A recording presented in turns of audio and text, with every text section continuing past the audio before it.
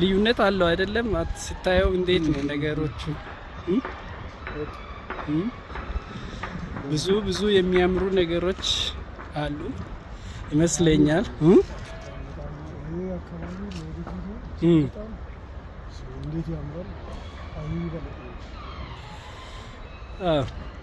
እንግዲህ ማሰብ ካልቀረ ኮፒ ማድረግ ካልቀረ ቤንችማርክ ማድረግ ካልቀረ ከዚህ አይነት ሁኔታ ነው አይደለም?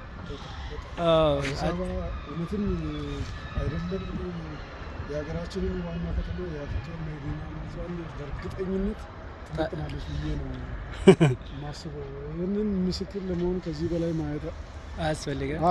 በጣም ባይዘው አፍሪካ ብቻ ሳትሆን እንደው ከፍ ትል ሶስተኛ ደረጃ ናት ዓለም አቀፍ ደረጃ from New York and Geneva Switzerland the third diplomatic hub is Addis ይህንን ደረጃ ትመጥናለች ብለን እናስበናል። የተሰራው ነገር መልካም ነው። ይህ ዙ ፓርክ አካባቢ ነው። በቃ ስማርት ሆኖ ነው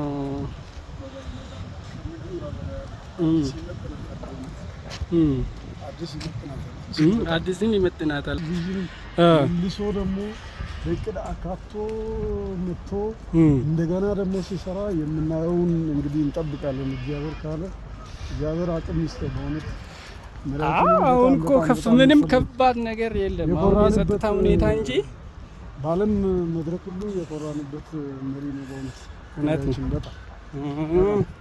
ያው ከዚህ በመውሰድ ሁሉም ክልል ላይ የሚገኙ ሌሎች መሪዎች ሁሉ ይህንን ተሞክሮ እየወሰዱ አካባቢያቸውን ቢያሳምሩ ለነገ ለትውልድ እዚያው ላይ ተመልሶ በኔ ጊዜ የተሰራ ብሎ ተደብቆ ሳይወጣ በኩራት ማውራት ይችላል አይደለም? በኩራት ተደብቆ በኬንያ በምናምን መውጣት ሳይሆን እዚያው ኖሮ ዘና እያለ ወክ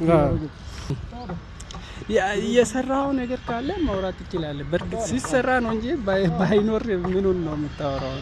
ችግር ነገር ሲኖር ነው ሰው ተደብቆ መውጣው። እውነት ነው። የሰበሰበበት ቦታ ላይ ሌላ ቦታ ላይ ሀብቱን ደብቆ ምናምን ከህዝብ ዘርፎ ላይ እዛ ውጭ ሄዶ ለመደበቅ። ስለዚህ ደስ ይበል የሚያሰኝ ነው እውነት። ይሄ አሁን እዚህ ጋር አሳ ማርባት የሚቻልበት አለ። እዚህ ጋር የወጣቶች መዝናኛ ደግሞ ከፊት ለፊት ታየዋለ። ከሱ ማዶ ደግሞ ምን ያለ መሰለ በአፍሪካ ሁለተኛ መሰለኝ የንግድ ማዕከል እዛ ይሰራል። በጣም ሰፊ ቦታ። አሁን እንደውም ኮፕ 32 ከመድረሱ በፊት ይጠናቀቃል ተብሎ ነው ተስፋ የተደረገው። ምክንያቱም ዓለም አቀፍ ጉባኤዎችን በማስተናገድ ረገድ ኢትዮጵያ አሁን ትልቅ ምርታ እያሳየች ነው። ሰሞኑን በርካታ ጉባኤዎች ተደርገዋል። ለዛ አሁን ይደርሳል ተብሎ የሚጠበቅ ቦታ ነው።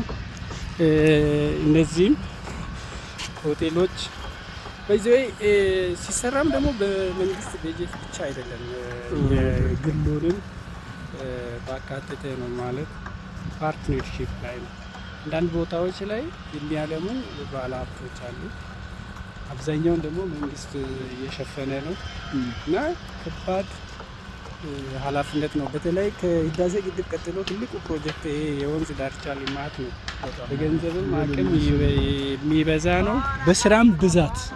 በስራ ብዛት ራሱ የሚሸፍነው ቦታ ብዛት በኪሎ ሜትር ሲለካ በርካታ ነገሮችን የያዘ ነው። ውበት ብቻ አይደለም። ውበት ብቻ ሳይሆን አኗኗር ዘይን ሁሉ የሚቀይር ስርዓት ኑሮን፣ ባህልን ሼፕ የሚያደርግ ነው። ከዚህ በፊት የወንዝ ዳርቻዎች በቃ ቆሻሻ የሚጣልባቸው ቦታዎች ናቸው። ብዙ ለጤና ጎጂ የሆኑ ናቸው። በተዘዋዋሪ ደግሞ ጢሻ ምናምን ነገር ስላለ ለጸጥታም ስጋት የሆኑ ቦታዎች ነበሩ። ስጋት የነበሩ ተመልሶ አሁን ደግሞ ድንቅ ለመዝናናት ጥሩ የመዝናኛ ቦታ ሆነው ተገኝቷልና ይሄ ከእውቀት አኳያ አርቆ ከማሰብ አኳያ አርቆ ከማቀድ አኳያ የሚደረግ ነው።